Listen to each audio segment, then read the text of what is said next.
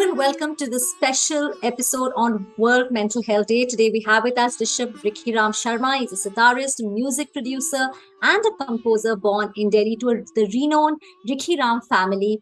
In fact, he's the youngest and the last disciple of the legendary sitar maestro, late Pandit Ravi Shankar. He started playing at a very young age. At 10 years, he's also appeared in major Indian reality TV shows and TV channels such as entertainment के लिए कुछ भी करेगा, हिंदुस्तान के Hunarbaaz, NDTV, आज तक, Doordarshan India, and many more. Rishabh, thank you so much for joining us today. Thank you. Namaskar. Namaskar. Rishabh, the first thing what I would like to ask you here is take us through your journey. I mean, you're one of the youngest Indian sitar players. Just tell us about it. So I started playing at the age of 10, and my dad, he was my first guru, and he is also, the world's best sitar maker because he made instruments for my Guruji, Pandit Ravi Shankar, Shankar, and all the great artists. So I got sitars and the training from the best when I was a young chap, and when I started showing some potential, he provided me with the right instruments also. I was very lucky that I had access to it. What's funny that he actually didn't let me use like a proper sitar, like a good working sitar, until I showed him a little potential, and I just proved myself that I can, I have my way around this instrument. So at first he gave me like this broken sitar that came back from a shipment. Then I asked him, "Can I play this?" And he said, "Okay." Because I had some backing in guitar at that time. I was learning guitar, and within a few minutes, I just figured out Sare Gama Pada Nisa, and I started playing songs within 15 minutes of just holding the sitar for the first time. Because there was so much build up, there was so much this and that, no, sitars are sacred, you're not supposed to. My mom was like, "Oh, you don't touch the sitar until you've showered." Yeah. So it was like it was a big deal for me as a kid. I was like, if I saw a sitar, I had stars in my eyes. So now that I think about it, it's like music has always been my happy place, and sitar, like since the age of 10 onwards, it was my happy place, and I've always used sitar to sort of cope with whatever I was going through, even as a child.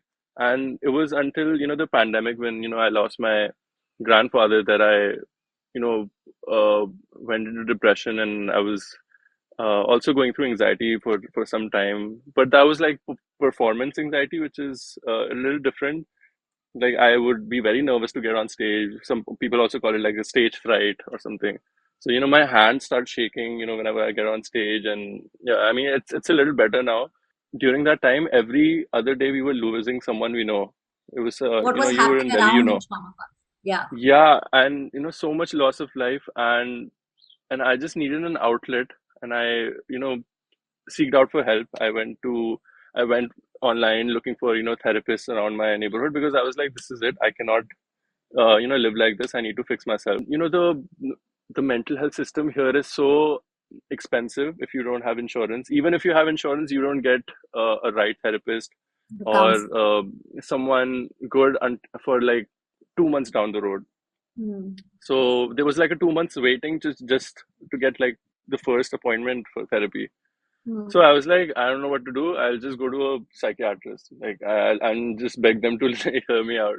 So that's what I did. There was a very nice gentleman. There was a very nice doctor here by my house who I started talking to him, just like treating it like a therapy session. And he was like, Rishabh, you are, there's nothing like severe with you.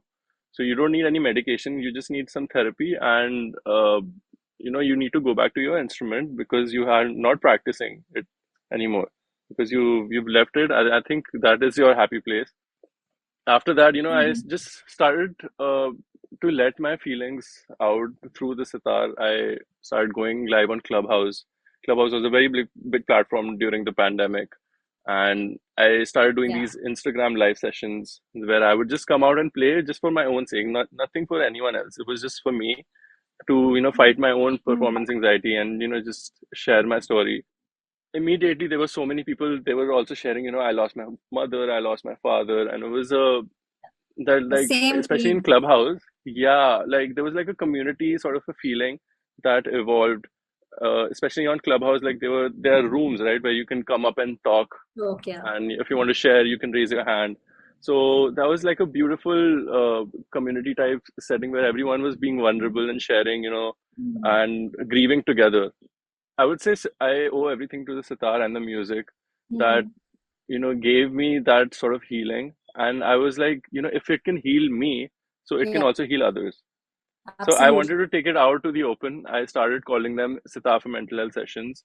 How does music Yeah. promote positive mental health, and how do you think music has been connected to healing and spiritual growth? See, especially our music, traditional classical music, is very deeply rooted in meditation.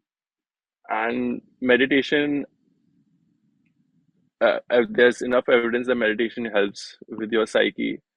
So we do a quick breathing exercise for about like 10-15 minutes, and then I sort of lead them on to the alap and jor section, which is purely Mm. classical music, which was taught by my gurus. And then people just share that I've listened to alap, but never like in this state. And when you are in that state, it just hits different. So initially, when I started on Clubhouse and Instagram, there were about 3-4 people joining, and every session, this like that I do on Thursdays and at my concerts and whatever events that I put out. On my live sessions alone, there are about like 6,000 people now.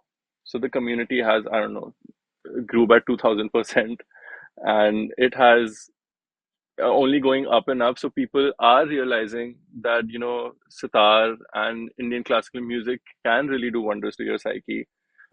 And even when we did the first India tour, there were about like 30, 40, 50 people in the audience, and now Mm. we sell out auditoriums of like 200, 300. See, I'm no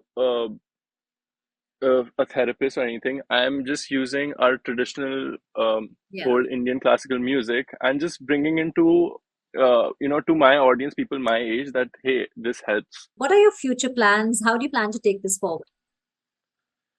Sitar for mental health, as I said, it's growing, and it's every day the following and the community is increasing. Like I started with like 10,000 following, and now it's like 180 today.